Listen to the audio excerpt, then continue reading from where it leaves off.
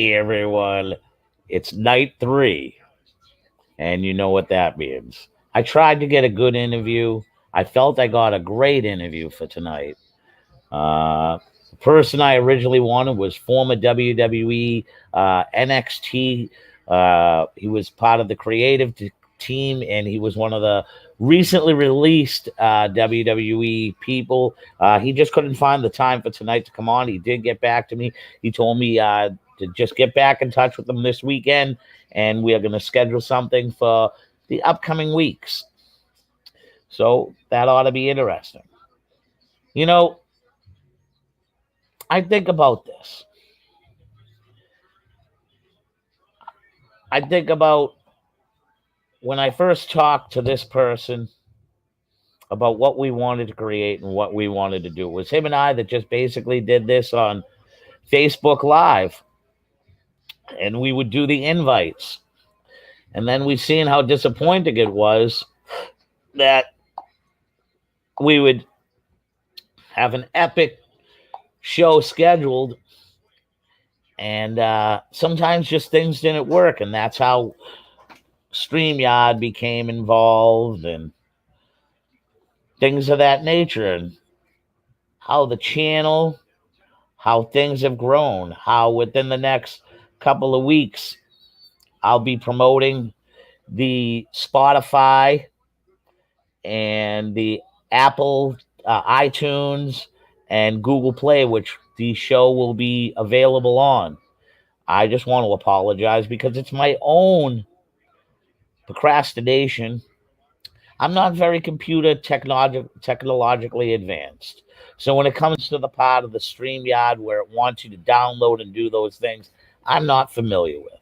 My wife has said that she would sit down with me this weekend on Sunday, and let's try and figure this out so I can bring this programming and the things we do to a higher platform.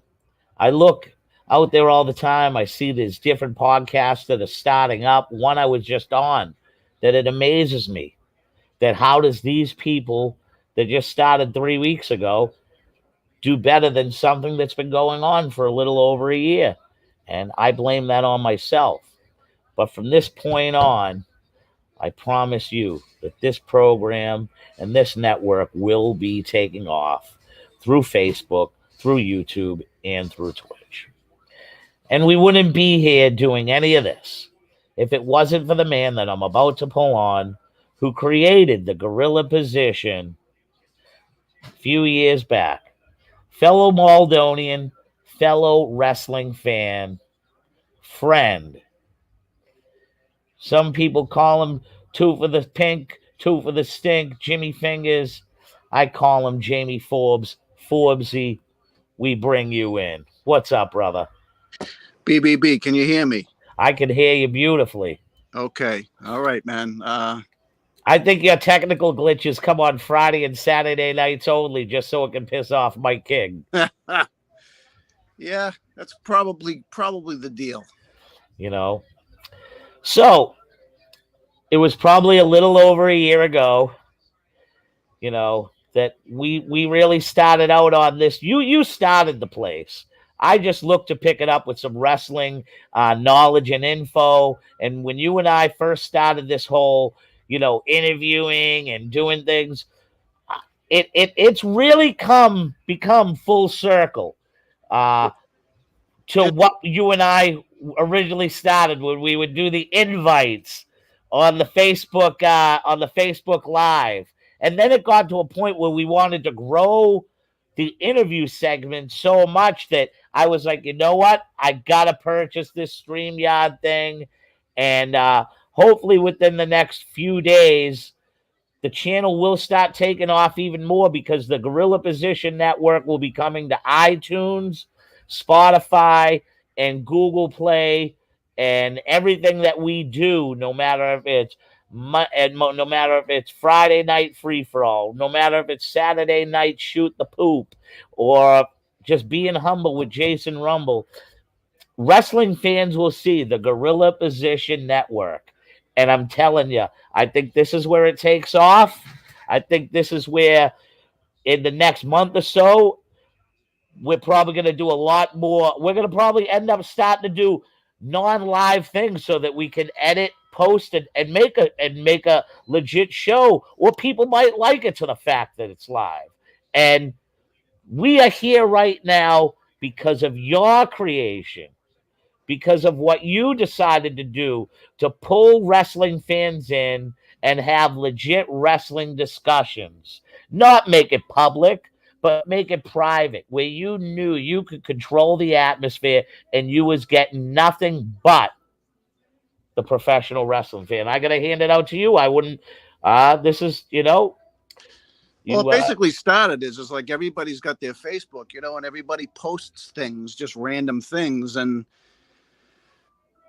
lifelong wrestling fan, I'd post something wrestling related that would kind of get a blind eye, you know what I mean? So once we were able to have the capabilities to create private rooms and whatnot, first I had done one for my band, and I was like, let me do one, because I have a good select group of friends who are wrestling fans. Let me just privatize this so that way, I don't have to get public onlookers shitting on wrestling like so many people do. yeah, we got Mike King for our network. Right. So basically making the wrestling room was, at some certain point, we both, lived through our eras of wrestling, and we know that wrestling of the past is primarily our cup of tea. But I had grown so disenchanted with, WWE, at the time, you know what I mean? I just created the site to celebrate the past with clips, discussions, remember when, and it was a good place to do it. And then, I kind of reached out to you because obviously, my respect for you and your craft. And I was like, let me bring a wrestling guy in here to, lend some credibility to this. And, let's take it a little bit further. And that's where, you take off about a year ago, what you're explaining on how we started this. I can remember once I pulled you in and we started to try to do, our talk shows, we were doing the Facebook Live before you got StreamYard. And it was very primitive, but I remember trying to do a live show. I was like, hey, does anybody want to talk? And that's when Sabo hopped on. It went down the rails pretty quick, but it was just like good to feel it out. And then you kind of took it from there. And then the next time I did it, I met Mike King for the first time. He wanted he was licking his chops for a mark so bad that he accepted the invite. He says, yeah, I'll go on live. And he gave me like the stone cold dark apoc stare. It was like, yeah, what's your problem, dude? I hate marks. What do you got to say? That was our introduction to each other. And of course, he's become one of my favorite people in the world. You know what I mean? It's like having, we're the same age or whatever, man, but I live for the back and forth. I live for the insults. You know what I mean? Like, it's just life gets so thick for people, Jay. I choose to laugh through it. And I need dancing partners to do that with. And Mike King has become one of those. Mike is a great dancing partner for that stuff. Mike is a great dancing partner. And he can call me clown all he wants, but I can see the love in his eyes, man. He loves Jimmy Fingers. He does. It's very funny because if this was this generation, they wouldn't be able to take any of this. No. They would crawl in a hole and cry. Well, yeah, no, I get it. You know what I mean? It's just like our careers, Jay. They're polar opposite, but it's just like, when you talk about the past and the great athletes of our town, we both chose something that it's like 1,000,001 to make it, but yet we still did it. You know what I mean? It's just like, we talk about Kevin McGlinchey, you talk about a WrestleMania moment. Pitching in the NLCS is probably the pinnacle of success as far as making it goes. Yeah. You take Carmine. Yeah, he was on the Barons and got replaced by Michael Jordan, but he just didn't get that cup of tea. You know, you can go down to a handful more of people. Danny Jones. He Yeah. played for the Cincinnati Bengals. We forget about the most famous champion in the world, Absolutely. Dangerous Dana That's Rosenblatt. right. Just saw him over Christmas vacation. Went to a dinner with all the old timers, and he was there. And The he middleweight he. championship of the world was defended in our football stadium. That's right. That's right. I got to spend a good couple hours with Dana, and he that you talk about discipline, man, and he was one of those kids that was just like he wasn't around to hang around. You know what I mean? No, he was over he was over this hot chick's house that lived on West Street when we were kids, and he was banging her out every night. I know, but as far as like the social activity was Yeah, limited. I remember his father, Steve, man, like he was just committed. I first met Dana when I took a shot at kickboxing, and he was over at Richie Angelo's studio in Everett, and he yeah, started as a kickboxer, and he actually took some time with me because I didn't last very long, obviously, and yeah. I was way behind in the class. Good guy, you know what I mean? Just a good guy, good family. I was very happy to see his success. I had a dream that I wanted to do a fundraising wrestling show, and I wanted the main event to be me versus Dana Rosenblatt right in that stadium. And I should have did it years ago. That would have been awesome, man. He fought my idol, Vinny Pazienza. I was like, other than Marky Mark, he was someone that I followed how he got physically fit. Oh man, just committed. I mean, I could go back to like, yeah, he was a kickboxer first, and I probably lasted Jay about a month. And some of the shit that I was doing, you got to remember, man, I was about 20, and I was smoking, drinking, partying, and everything like that. And the physical conditioning that I had to withstand was. They had like a dancing bar in there, where dancers kind of, work. They hold the bar and they whatever they move. They had one of those things in there. And where I was behind the class, they were like, okay, well, you go back and do this. And they had me hold on to the bar, and they had me just throwing kicks in the air, like 150, 200 kicks until my leg couldn't get off the ground. And I was like, okay. And then they dropped the medicine ball in the middle of the floor and like have me dance around it, and then I was just like, I wasn't committed to the physical conditioning part of everything, just like I wasn't when I joined the wrestling team and fresh year, with Dave Russo and all those cats. And you got Jeff Carroll as probably one of the coaches back then. And yes. what was the dude's name that lived on my street that was one of the coaches too? Michael barrel chested dude. Lived on Adams Street in Edgeworth. I'll remember his name at the end of the interview. Was it Lightbody? It might have been. I was going to ask you, Jeff Carroll, like, what was the redheaded Jeff's name? Because he used to come to all my shows. Man, what a force he was as far as energy goes. Can I tell you something? Those Edgeworth dudes, Jeff Carroll, one of the tough as nails. Jimmy Molinari, tough as nails. Yeah. That generation right there, I guarantee whenever they walked into a house party, they took it over. Oh, they did. They did. And I'll tell you, man, in our infancy, when we were achieving the early part of our success, Jeff Carroll and Bubba Hatch were like head of our road crew, man, like keeping shit in order. And it was good to have that kind of muscle around us, even though we weren't famous, but we were just famous in our town. Yeah. And the support we got from those guys, you needed muscle, you needed muscle to kind of keep order. And those guys were there. It was such a hard time when we lost Bubba. See, that used to be like when I first got into wrestling, and Joe Galini before he got into being a heavy drug addict, and Yep. Mikey Bergen before Mikey got into being a heavy drug. Joe is a big dude, and like when he talked, he was kind of scary. Yeah. Mikey, they used to be my roadies when I first started driving around.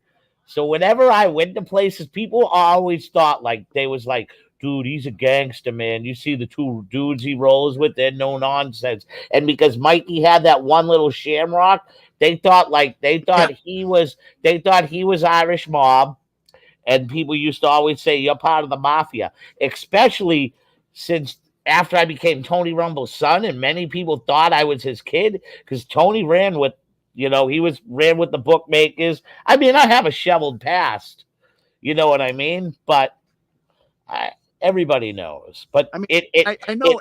it even got tenfold when I became Tony Rumble's son. Yeah. Every town has their own stories, but coming up where we did, in each corner of the city, we had our 4 or 5 sections. Yep. You were always in tune who the tough guys were, but you know Yep. what? There was always someone tougher. And Yep. then you would take a guy like, say, like we'll say Maka, who was a different type of crazy. Like you're on a different level now. Yeah. Mucka was out of his mind crazy. He'll Him kill and you. his buddy John, what was the kid he was with? He always used to hang out with. Whitson. John Whitson. yes. Whitson, he gave me the biggest because him and Mucka ran with them. The whole story of the Oh, shooting no, on man. Pearl Street. You know what I mean? I got But nothing but I've had nothing but great experiences with those cats, especially John Whitson, because we played in the city series together. We came up in baseball together. I never had any problems with them. He gives me the biggest. If he'll pot sees Jason and give me and that a dude like him to show me the type of respect I would be showing him. Yeah. I throw my hats off every time. He did it in front of the whole Hell's Angels when I was the head bodyguard for Hulk Hogan at the fitness center. I was the lead guy. He knew the two headies. Oh yeah. Of the thing, and he was like, "That dude's the man right there. That's Jason Rumble, brother, the Boston Bad Boy." One of the last times I saw John was at a show you were wrestling at the IA. Yep. I always see John is a wrestling fan. I'm sure he's part of Gorilla. Yeah. No, I put him there, but we would go to wrestling matches together when we were, our coach took us to all of that shit. So great guys, man. But for a dude like him to show me that respect, I used to be like, man. And damn well, Jason, when we were coming up, man, you were always looking to get that kind of respect, because if you didn't get it, you were getting your ass kicked. And he's a legit tough dude. And right. I would just, wits like that. Like you heard legendary stories about him and Maka. You know what I mean? Oh yeah. So thankfully, I'd never had problems. I seen them give problems. There were very few people, of that ilk. I was able to dodge a lot of problems, and I think that just like you how you say, you took on, you took on wrestling, which a lot of people just had a respect for. I got that kind of back with music, where it was like, yeah, he's doing something that, we can't do. And there was Prez too, you know what I mean? It was just like we got a different type of respect where, when me and Prez were coming up, we were always looking for who the tough kids were. We wanted to be like that, but we weren't at that level, so we had to find something different to do. I brag about Prez all the time. Brag about him all the time. I tell people about how Gary Sharon was my music teacher. Jerry Leone says hello. There's my guy, Jerry. And it's funny, talk about success. I mean, that's the world champion, Gary Sharon. Yep. Of our city. Had an album with Van Halen. What did he get to do? Did he even get to go out on tour with them to perform one of the songs with Van Halen? He did an entire tour. Okay. Full tour. I tell people, I believe that he did a tour, and then they decided to take David Lee Roth came back in, correct? No, what happened was after Sammy left, they brought in Dave to do two new songs on a greatest hits compilation. Everybody was excited about Van Halen reuniting, and then all of a sudden, David was gone, and everybody was like, "What? Gary Sharon is in." So Gary was met with a very unfair reception because, outside of our town, Jay, people wanted David Lee Roth, and Yeah. they got Gary Sharon. So we never had a fair shake. The album was good. The tour was great. And, he was just never accepted. But what are you supposed to do? Are you supposed to turn down that job? Never in a million years. Hell no. He took it. And, and then he had that whole other career with Extreme that, received the world success. You know what I mean? Playing at Freddie Mercury's tribute show, like, was the best set out of all of them Extreme did. But that's our world champion, Gary Sharon. Yeah.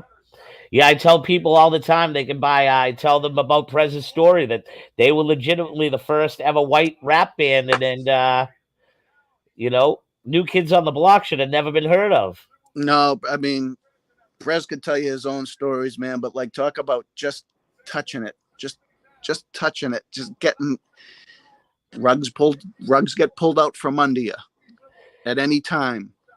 And Prez and I got to, Prez and I, we came up by junior high, but like, we were parallel. We were running parallel. We knew who each other was. When we first met, it was over who has more wrestling knowledge. Okay, well, how about we go into the schoolyard and we have ourselves a wrestling match? That's how we became friends. I picked a modest tag team partner. Okay, so Prez, a little bit more wiser on the, you know what I mean? He was more of the heel. Okay. Of course. I He's was more of the Italian. baby face. So I choose Victor Gaetano, rest in peace, my best friend. And, Prez figuring he would choose, he would kind of keep the weight classes the same. He comes back with Stephen McDonald. Okay. I'm about 85 pounds in seventh grade. Stephen McDonald's about 170, 180. He had the thick frame glasses and a temperament that was just far advanced as far as on the physical realm. Yeah. So we square off. I says, okay, I'll take it on, man. Maybe I'll get a schoolboy on him. So everybody's around. Everybody gathers around. They're thinking it's a fight, but it's a wrestling match. So they really don't know what to expect. And, Mr. Rahili, they're oblivious to this because we used to have recess in the Lincoln School baseball diamond, and it was far away from the school. And back in those days, that was time for the gym teacher to go get a drink somewhere or just like go wherever they got to go. Yeah. So we gather around, everybody gathers around like it's a fight, but they know it's not a fight. So, okay. So it's like, okay, we're warming our hands. We're in the squared, the make pretend squared circle. I get in the ring. Prez doesn't get in the ring. He sends Macca. So I got to take on Macca to start the match, and probably lasted about 4 seconds. He put me in it was probably like a rear naked choke, but it was just a choke out. And Prez has that over me, man. So we became friends after that. And then, by the time high school happened, we didn't see much of each other, but we knew that each other were in music, and he was rap, I was rock. And it wasn't until after high school and after, things fell out for him, he came back home and things were starting to climb for me. So I was like on a different trajectory, and he kind of caught me and tried to guide and help. And he did everything he could to help me. And then we kind of tried to get back together, and it's a commitment, Jay, you know what I mean? And then at some point you just got to kind of let go. You don't have to stop doing it, but you got to kind of realize that you're not going to make it to the big show. You know what I mean? And that was tough pills for both of us to swallow. And, for him, it took him a long time to accept it. So did I. And then finally I realized that, like, I don't have to keep doing it. I don't have to stop doing it. I can continue to do it. And it's a skill I have, but there was just a lot of time I had resentment for that craft, because it was like I put all this time in. A lot of people suspected that I was like lazy, but they didn't see how, family members and stuff, or people saw that I wasn't making money, but like I was working 24/7 for this thing. And I just look back at it with such resentment. But I'm over that now. You know what I mean? I wouldn't change a thing. Yeah. I think with me, I know now I don't look at anything with resentment. I'm lucky because, in all honesty, I fell into a job that if I had gone to college, this is something that I would have wanted to do, is working, not per se working at school, but I love working in the gym atmosphere with the kids. But Like yeah, that's I'm almost like an overrated recreational worker. Like I basically run a rec center at night. you see So now that, like it's that's my now me. dream. I'm not in something that I love, but I'm very like proud of having a position in the law field that I would never have, that I got from pushing a mail cart 30 years ago. There you go. And that wouldn't exist for a kid today, but I'm able to look back now without regret and be comfortable in my own skin at the same time, because I did what I loved. I was a rock star. I just wasn't a famous one. I Yeah. lived the life. I just never got paid for it. So I know what it's like. You know what I mean? And that's good enough for me, man. I put out some music. What are you going to do, man? A lot of Yeah. people, it takes a lot of balls to commit to that, to those dreams when they're that against you. A lot of people don't want to go all the way with it. They kind of dip their toe half in, half out. Not me, not you. We both went in, both feet in, committed to it, and accepted whatever fate we got. And now we have the lifetime of stories to Yeah. talk about. I also look at it from the fact that the 25 years that I'm 25 years I've been involved in the business. The past two, I can't say I've been involved, COVID related, and just things I don't want to basically touch. It's not worth it. And I've fallen into loving my own job, so to speak. Well, that's good. Uh, That's you good. I know, mean, but you have to say, when you go back to the beginning, when you got into this, you were just, I'm sure you dreamed about making it, I, right? I I had no. I lived by that song, uh, Eminem. You got to move to take a chance to hold it. You own it. Never let it go. You only get one shot chance. That opportunity comes once in a life. That song replayed in my brain without even having to put that on my headphones in the gym. Uh, Things of my life was taken from me at 16 years old. I was forced to grow up quicker than any average kid. I had to quit school. I had to work for what I got. I had to work just to get back to school in order to graduate high school. I had my own principal tell me that I was worthless and I didn't even deserve a fucking a high school diploma. I had teachers that told me when I signed up for the Navy that I should be in the Marines and be put on the front line. You And see I now, didn't even understand that. So many of these things that were in my brain was the fuel that fired me to carry my career on for 23 years of active service in this profession. I opened up schools, I rented rings, I ran more shows than a lot of promoters did when I first came up. And I fed my family. I put a roof over my head with professional wrestling. So even though I didn't make it to per se WWE, I had a tryout with them. I did some things with TNA. I've been overseas. now, I've been to other countries that border me. I've wrestled in at least 25 of the states. So I yeah, man. I had to make it in some way, shape, or form. I had to be able to look myself in the mirror and say, I'm a professional wrestler. And I wasn't taking any other answer. Hence the reason why I dabbled into performance enhancing drugs and things of that nature, because I wasn't letting anybody take what I truly, truly, truly not only wanted, but I believed in myself that I could be. You see, that's what this is. This is where we have a hauntingly similar background. Clearly, that's not something I would ever bring up, but listening to you being humbled by the great Capelli. I lost my dad at 16, Jay. And it was very hard to recover from. Yeah, man. It was sudden, and we had a close relationship. When I was a kid, just like you, we got by with neighborhood sports, and then we got into sports. I was really only good at baseball, and that was my choosing. That's where I excelled. By the time I got to like Babe Ruth, and wrestling will mix in with this in a second, because there was two things that ran parallel, and my size prevented me from doing the other thing, but baseball was my thing. When my dad passed suddenly at age 16, I just lost all direction. But at the same time, I had this extra energy to pursue and have the balls to go full-fledged into the music with pain.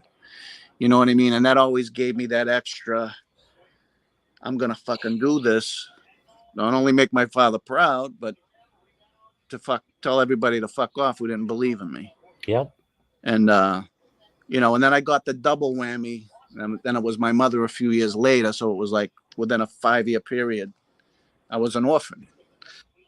And that also, same deal. It was just pushed me through it all. And, some people just need their pain, to have their pain drive them, or it'll sink you.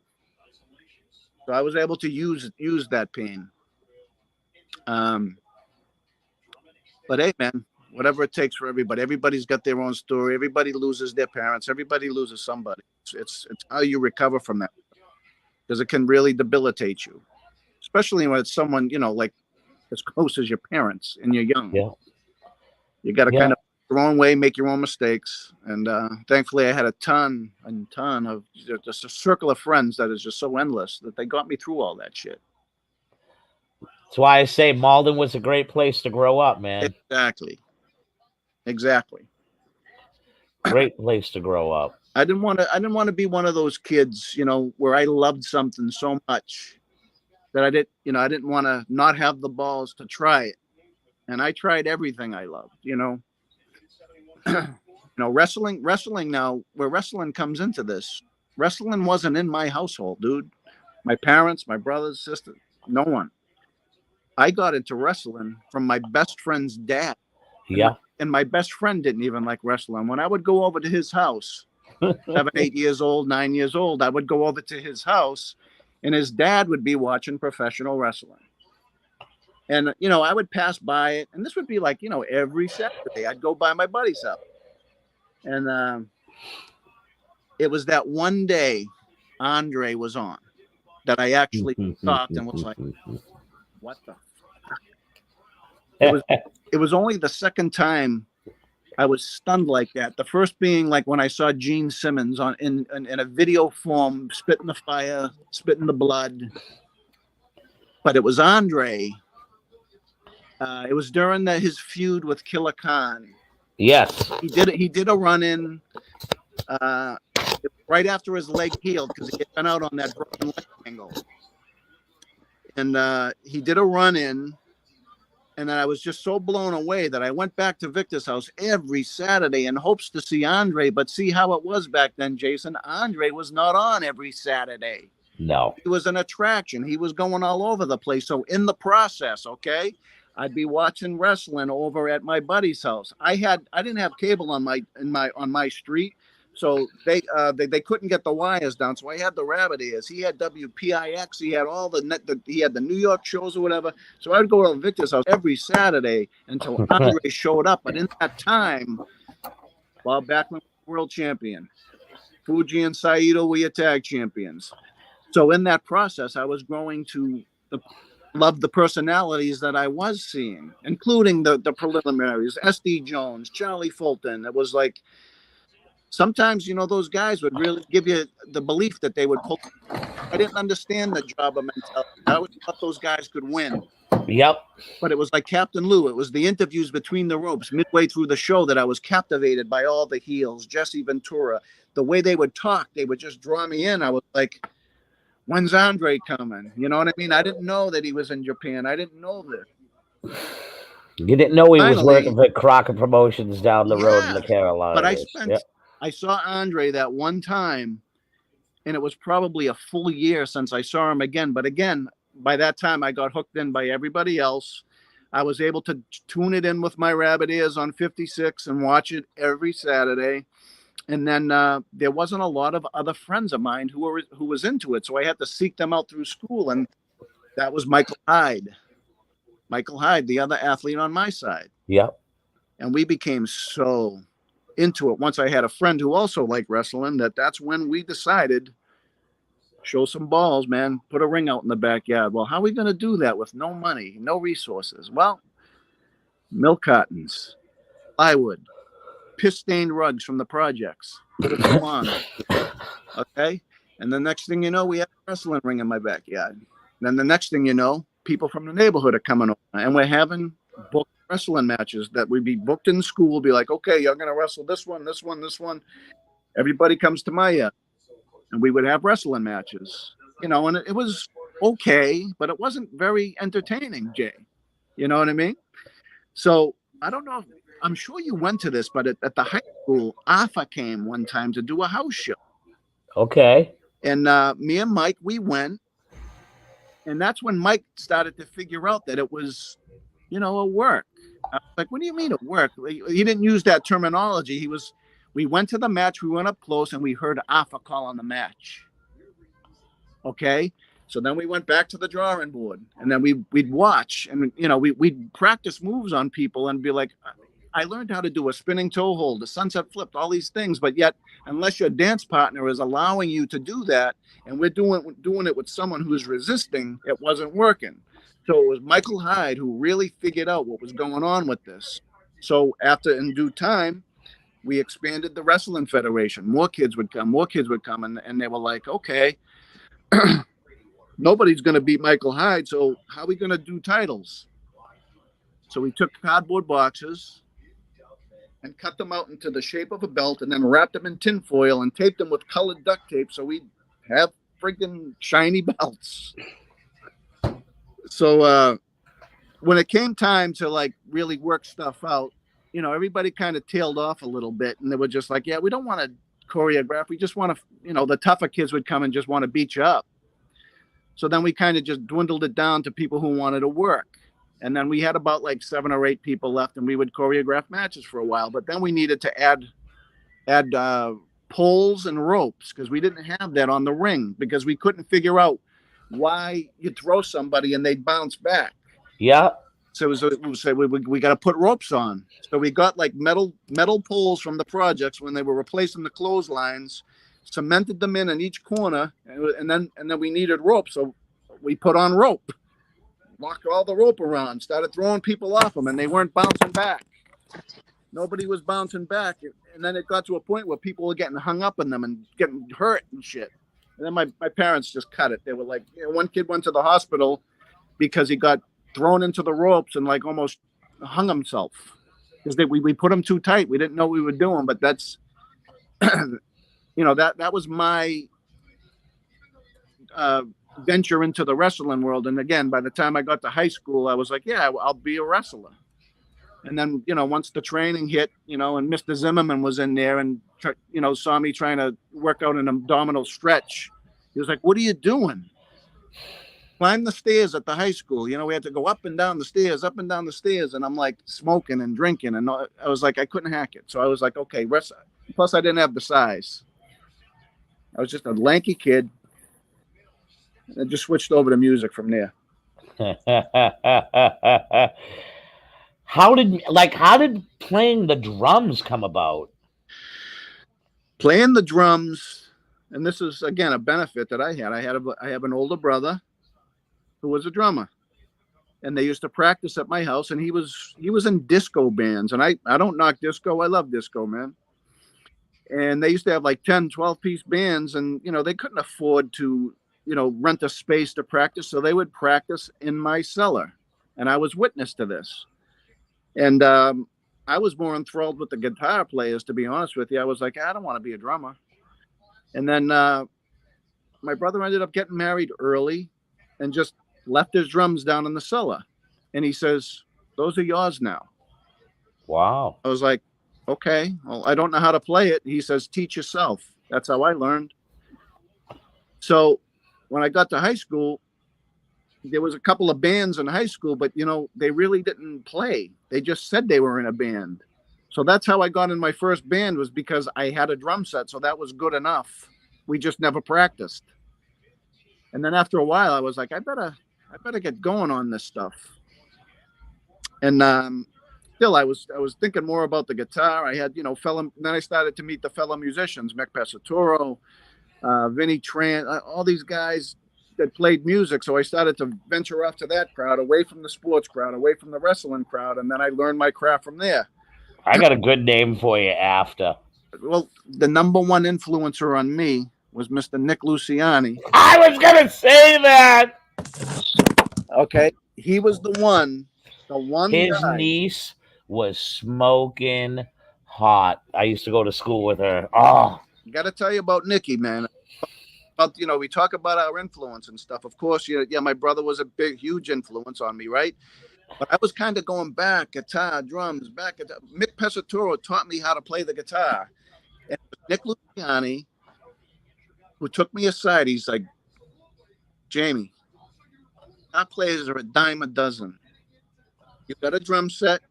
You're built like Tommy Lee, right? Stay with the drums. He said, he believed in. He was one of the very few people who believed in me, that I could be good. So he became like my sensei, dude. He had all the best equipment.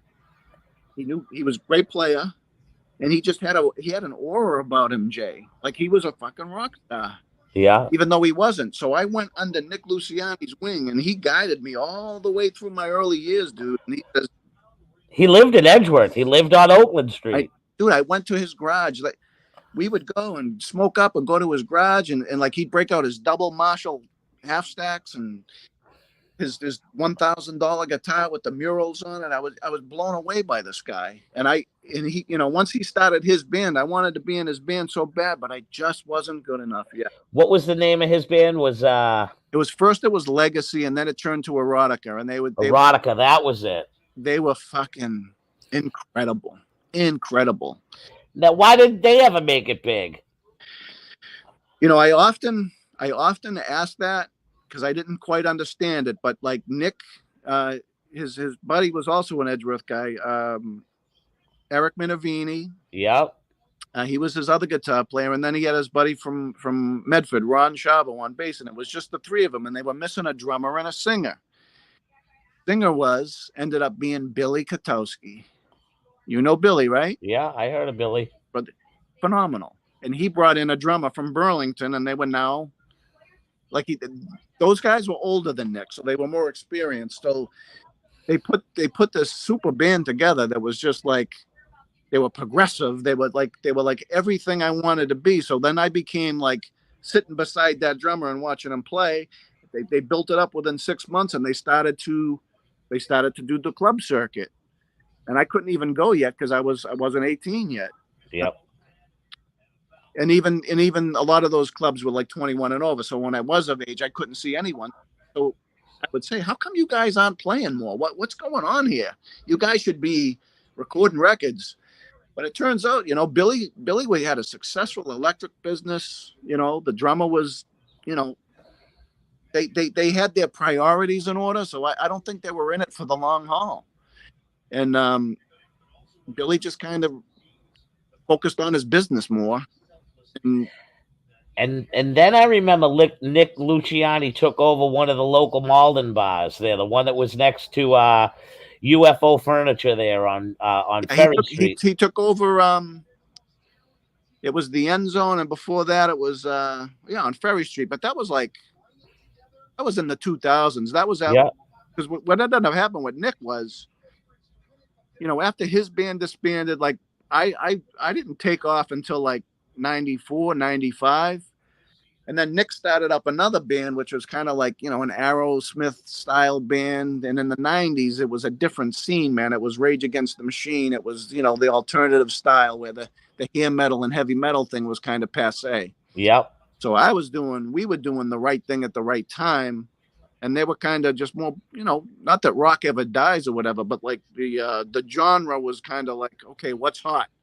So we had to climb onto what was hot. And that was like the whole rap rock scene. Yep. And And he or was the doing that. was the screaming metal there when you started?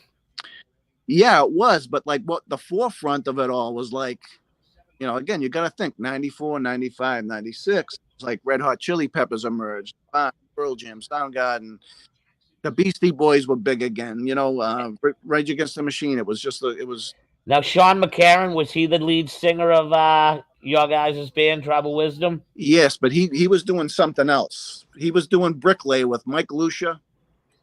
And Mike Lucia. yeah, Man, what a name. yeah, he was doing like hardcore, but Mike Louis, he used to play all the time. I remember all the time. Him and yeah, I remember Mike Lucia used to play because a few times he tried getting George Laws to actually learn how to play the drums that were down his cellar. right. Because Lucia wanted to form a band with Laws back in the day. They had Ray Willis ended up playing with them. Yeah, I wanted to sing for them. Yeah, no, we actually had Dave Russo as our first singer, if you can believe that. And then yeah, so like just the timelines, you know what I mean? It's just the music scene changes and changes and Yeah. it was very much like you were doing your thing and I was doing my thing. It was just like we were on this trajectory, and then you can just keep going until some people just don't know when. Wasn't Tribal Wisdom, weren't you guys like Boston's best band for like 2-3 years in a row? I wouldn't say, yeah, we definitely weren't Boston best band, but like we ended up having some problems where, we weren't signed to an independent label, and that's what we were striving for.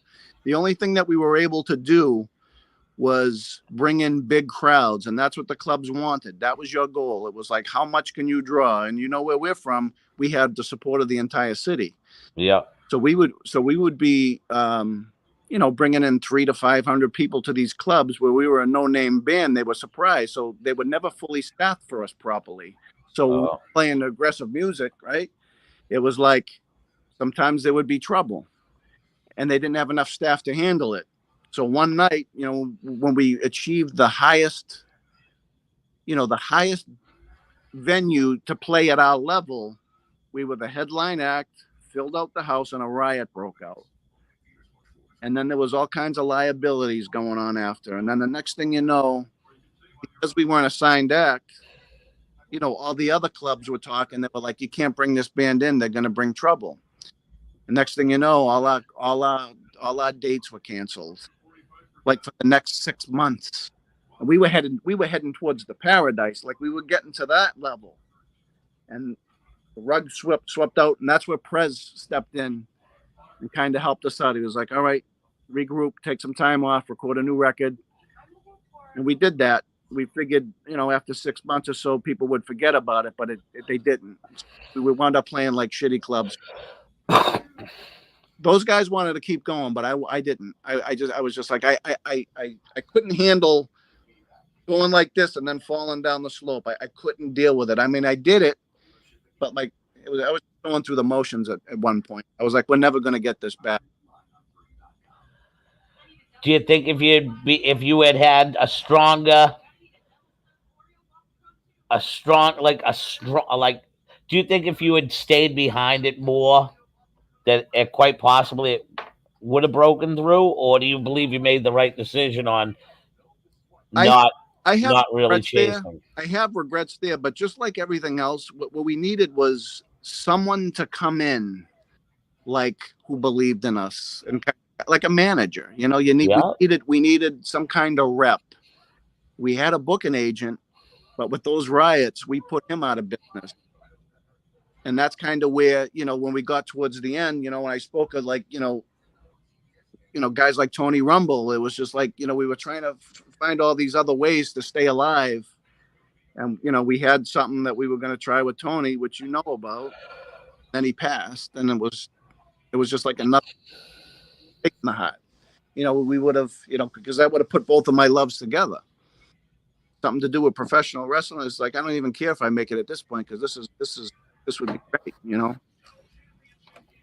But it was a slow death, Jay. It was a slow death. The other guys wanted I was the one who just wanted to bail on it, but I stayed in there for them. I would have been like, listen, just get a new drummer. But it has a short shelf life when things splinter. You can't keep it going. We needed help. We needed a manager. We needed someone to book our shows, someone to settle arbitrary agreements creatively. It happened. No regrets, though, man. No regrets. I lived it.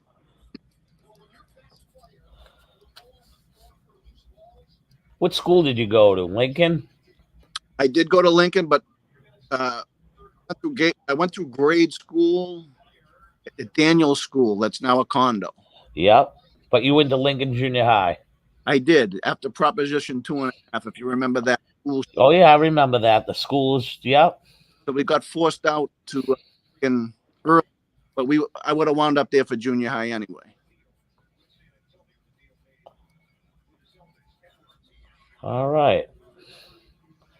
So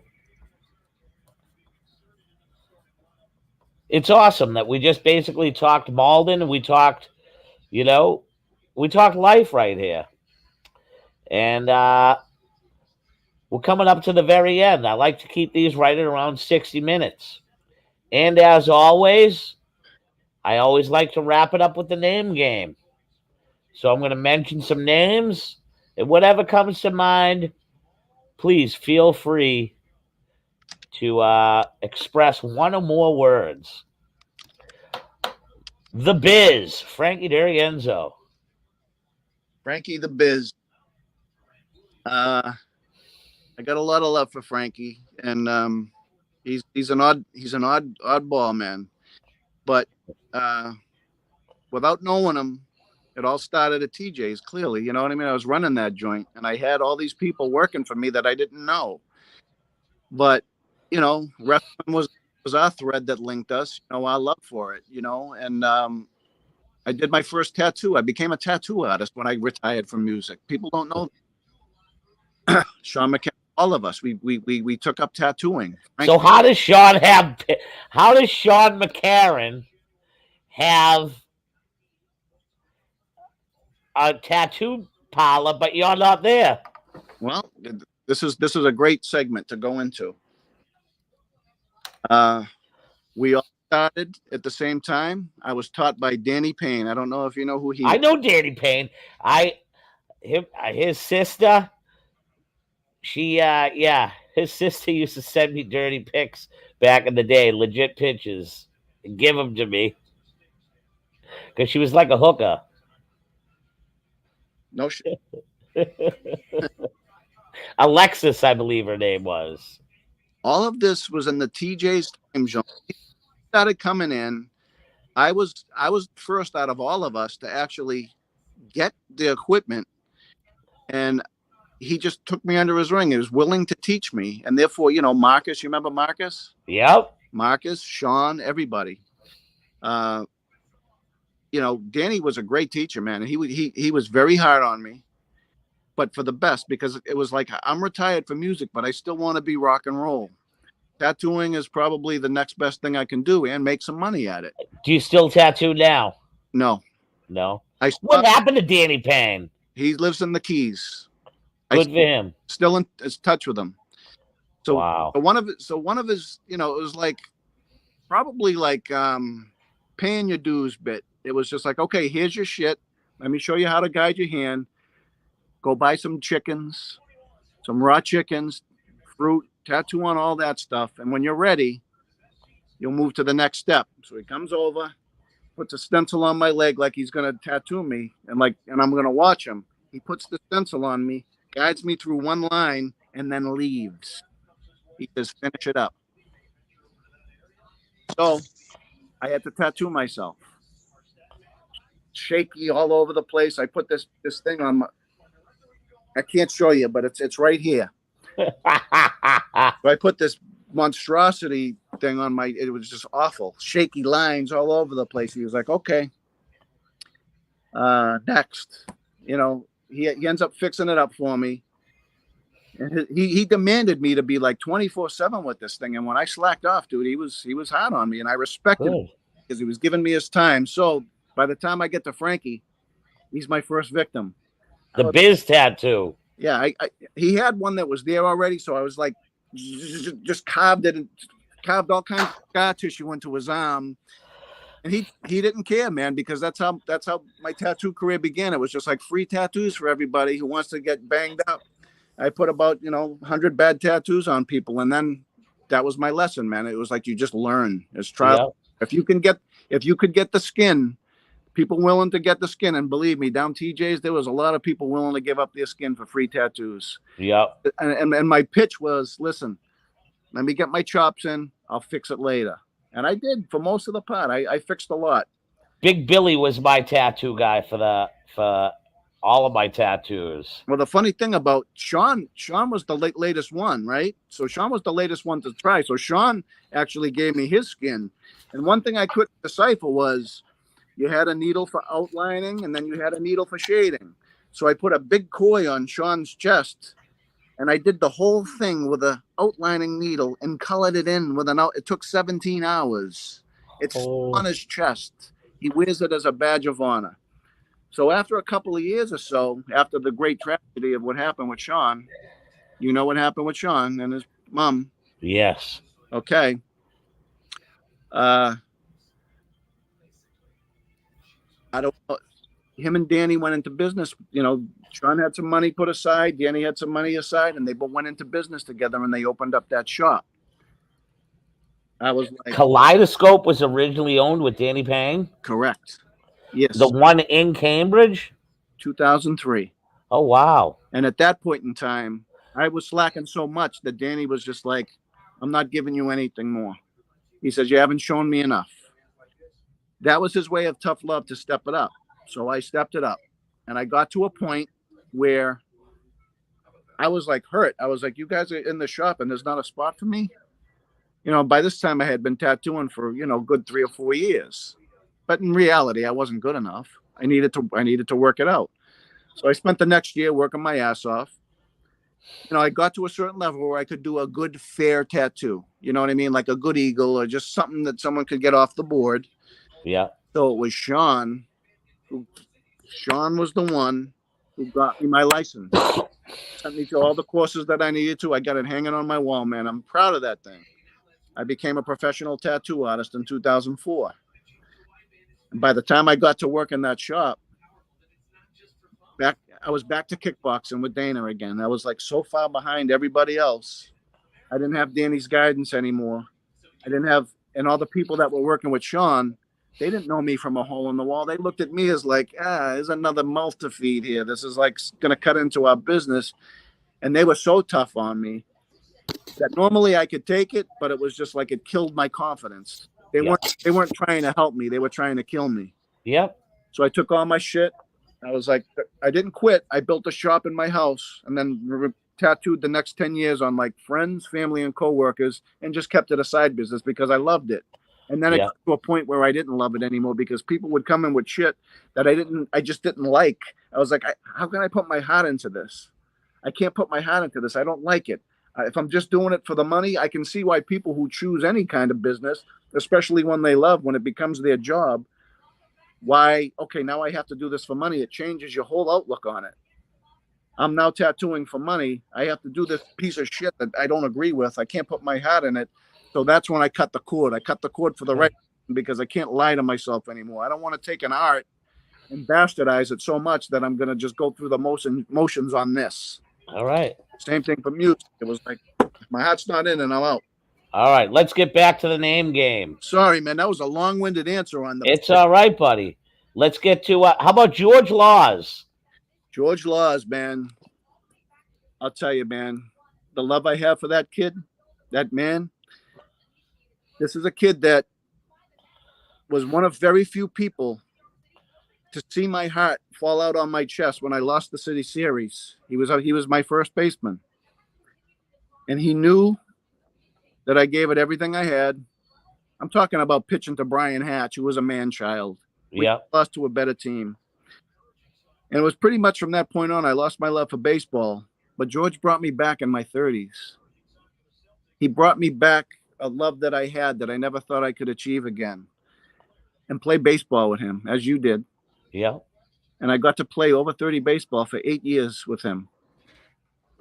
Competitor, man. George Laws. Love of the game. A true competitor. George Laws. A brother. Sean McCarron.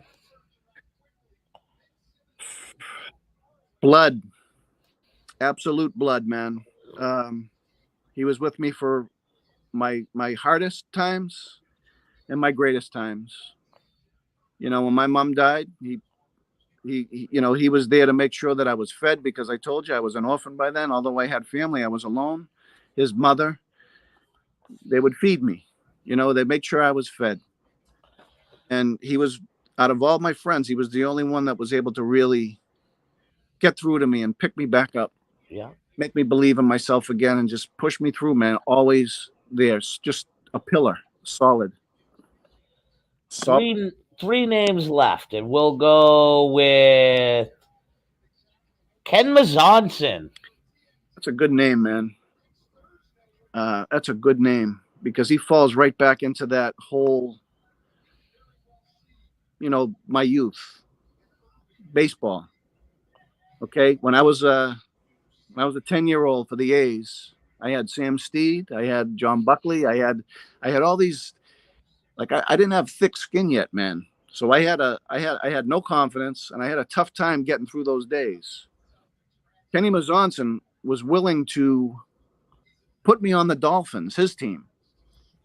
But I knew better, that I couldn't quit, and I would look such like the biggest pussy if I had left the A's due to, like, not bullying, but just like not being able to take the razzing. So he was Kenny Mazonson, mentor.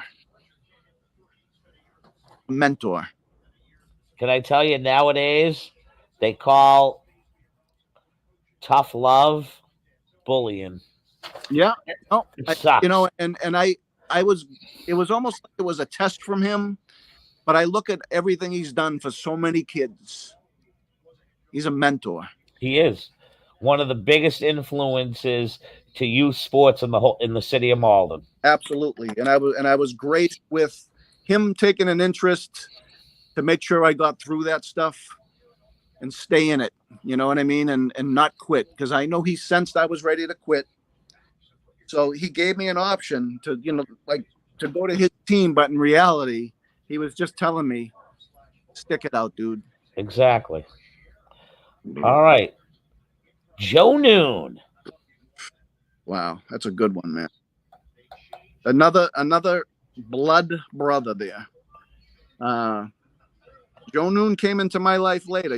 Like, I was always fascinated by his musical talent, and with the combination of being one of the toughest kids in Malden. I was like, what a combination to have. I need to be around that guy.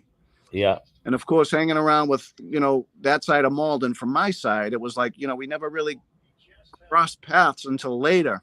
And once we did, I wanted to do musical work with him, but when we became tight, he was kind of past his trouble stage. You know what I mean? When he was really getting into trouble when he was younger. Yeah. He was actually so far past it that he was actually getting me out of trouble. He was the one influencing me not to get into fights and just have a good time. So he was wiser beyond his years. And what ended up happening to him was unfortunate, because he was just provoked. He wasn't even in that mindset to be in trouble anymore. He was provoked, and it doesn't need to be talked about here. Loyal. I never knew anything really happened bad with Joe. Yeah. Which explains probably why, when I first ran into Joe years later, after not seeing him for a long, long time, I had known he was into the comedy business and all this. And we ran into each other at a local doctor's office. and he was into the whole God thing. I thought that it was part of his comedy act. He needed. I did not know, like, the way he talked to me. So when I came out and the girl I was with, I'm like, yeah, that's one of the funniest, most toughest dudes I know. I go, that ain't him right there. I go, he was pulling his comedy act on us. And I really thought that. Well, when you do some hard time at college, man, you gotta do whatever you gotta do to get through. But he was dabbling in that beforehand. You know, he needed to get his strength wherever he needed to. What anybody ever have to do to survive? So let me ask this: did his violent nature get him into trouble at some form and shape and way, shape, and form? And is this why we have the newer and brighter Joe Noon? I would say that without that, he isn't the man he is today. Okay. It's just unfortunate that he was so far past it that it was more or less when he was provoked into a situation that he had no intention of being involved in. Yep. It was like he had to pay for everything from the past. And that's kind of, well, you know what I mean? Yep. I'm talking, he was years, well, years past his problems, and he was already a changed man. Yep. But someone had to push his button. Yep. It was unfair. And I wish I was there that night. I think I could have maybe done something. Yep. But every time we were together, he was all about peace. He was Yep. a good time. I did not know that. Now I know more now over the past few years that that's really him. Like, I didn't, You would have to have him tell you his story. I'm gonna get him on here. But he is I will have Joe Noon as one of my interviews within a month. I've his wanted to interview him for the longest time. It'll probably be a 2 hour. his loyalty as a friend is, like I say, you try to say one word about somebody. I can't just say one word. Yeah, buddy. The loyalty of his friendship. Now we don't see each other. It's just a bond that can't be broken. He's helped me more than I've ever helped him. Wow. And I'm not talking about just getting me out of, being protection for me and getting Yeah. in trouble. There are just a lot of kind things he has done for me. And I don't have to get into it. I love him. There you go. Well, we'll find out in the upcoming weeks, because Joe Noon will be on Being Humble with Jason Rumble. Last but not least, first in my brain of thought, but I had to make him last on my list. The one, the only, the pistol himself, Mr. John Preziosa. It seems like everybody that you're bringing up, man, it's like you've done your research, man. John Preziosa he's a brother, he's loyal, he's a mentor, he's all of those things. But there's a dialogue that takes place between he and I that can only, it's a language that only he and I can speak to one another. It's things that we talk about I can't talk about with anybody else. The things that he's fascinated by, the things that he finds funny. I'm the only other person that finds the same things funny. Loyalty is too much of a small word. Yeah. But he is influencer, man. Just an absolute influence on me. Awesome. Wanting to be like him, to be as successful. I always listened to what he had to say. I always took his advice professionally. Yeah. What to do. And we had talked about trying to. We've done stuff together. We've done a lot of music together. But genius, absolute genius, ahead of his time for what he was doing. Yeah. And it had a big impact on me as an artist. But loyal, doesn't have. There's a lot of things I've gone through in my life. McCarran, Joey, Prez, they've all seen the worst things and the best things that ever happened to me. Yeah. That list is small. And John Baglio would be in that list as well. John Bags. I remember Baglio. And the I word, remember all them cats. the I word, could have had a huge list, but as far as I'm concerned, the ones that I've seen here, I pay attention to Facebook. And these names right here, other than like say George or Ken Mazonson, I know George was part of your life, and I know you grew up and played in that part of the Little League where Ken Mazonson was hugely influential in all of in the youth programs over there. And Ken was a hell of a guy. When I was in the Al Lock Youth League and Neighborhood League, and Ken might have thought, even though I was in the smoke and the weed back then, and I was an Edgeworth kid, he could have not liked me, but he liked me. When he found out I got into wrestling, he got in touch with me and wanted to come see me wrestle whenever I was in town. Like, that's how I know that guy. He loves you. He loves the youth. he provided so much guidance, and not only in sports, but Kenny Mazonton was the person who really introduced me to the Beatles. Oh, wow. It was shortly after John Lennon was killed, and I was like, what is this big deal about the Beatles anyway? He was like, come here, let me show you. And then he gave me quite an education on the importance of the Beatles. Yeah. 10 years old, and I've stuck with it ever since, man. They were very important. He has the most sons in Malden. Y'all one of them. Yeah.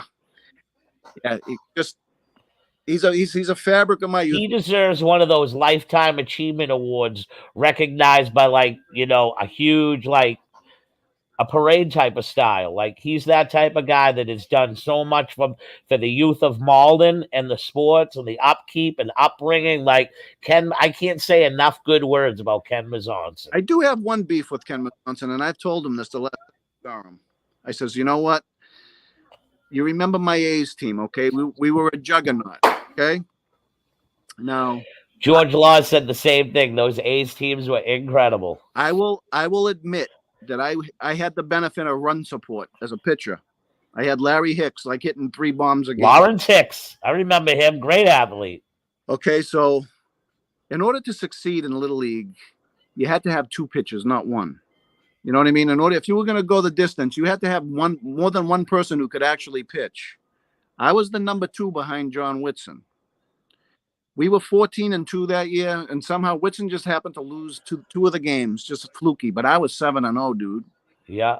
How was George Laws wasn't a pitcher on this team? Yes, George Laws was the 3rd pitcher in that year. He was the one pitch in between.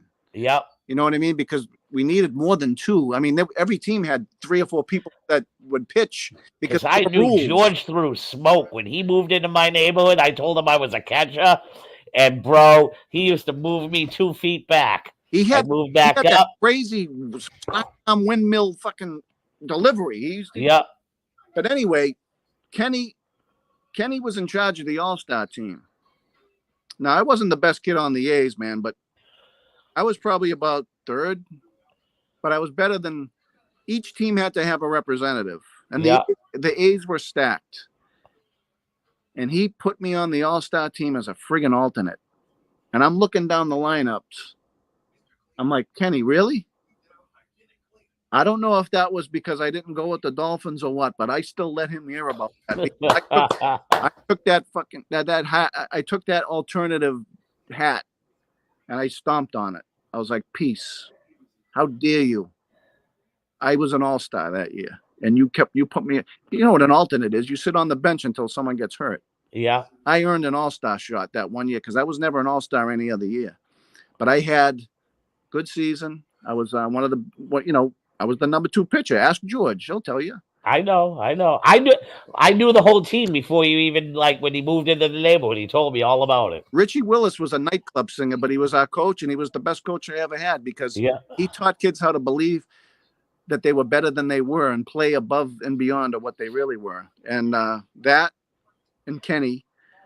So maybe Kenny harbors whole will that I didn't go with the Dolphins. Maybe that was the reason. But I call him out on that. He knows. I have to bring it up every time. He was like, you know, I says, I don't know what you tried to pull there, but I'm still pissed 35 years later. Well, It's been really fun having you here on Being Humble with Jason Rumble, a different side of James Forbes, getting to know you.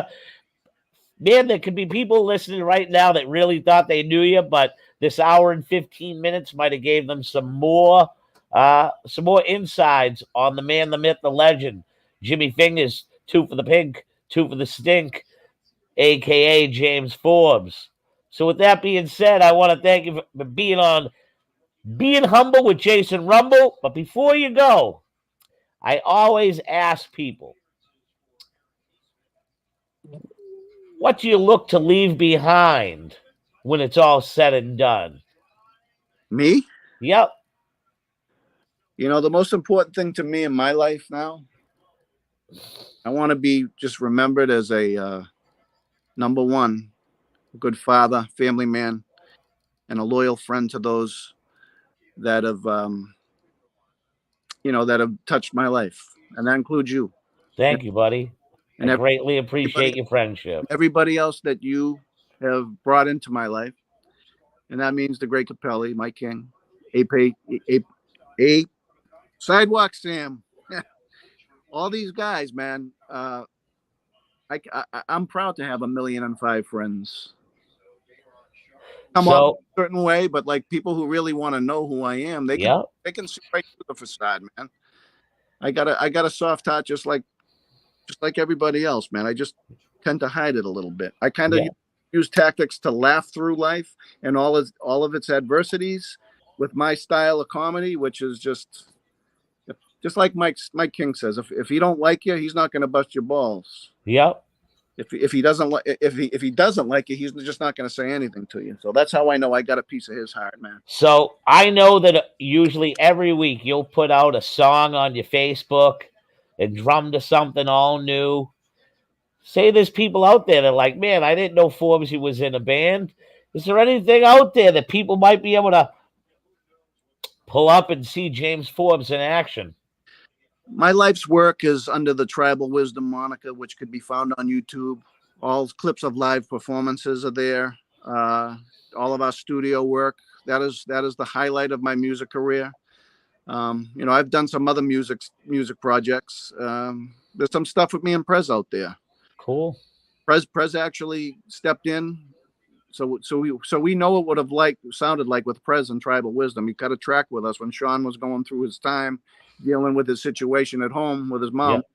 Yep. We were in the middle of cutting an album and we had to finish up. So Prez came in and did one. And then Prez and I have, this YouTube Tribal Wisdom. Beautiful. Well, tomorrow night we'll be bringing Friday Night Free for All, taking the weekend off. I hope to have you on, and we'll talk the hot subject of pro wrestling.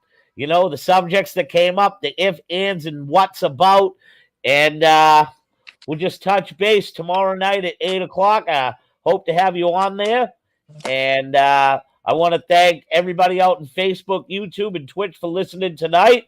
And continue to support the program, the network, and pass the good word along. And I want to thank you all. Just can't wrap things up here, and we'll see you tomorrow night for the BBB Jason Rumble. My guest, Mr. Jimmy Fingers, two for the pig, two for the stink, a.k.a. James Forbes, the creator of the gorilla position. Thank you, everyone. We'll see you tomorrow night at 8 p.m. for Friday Night Free for All.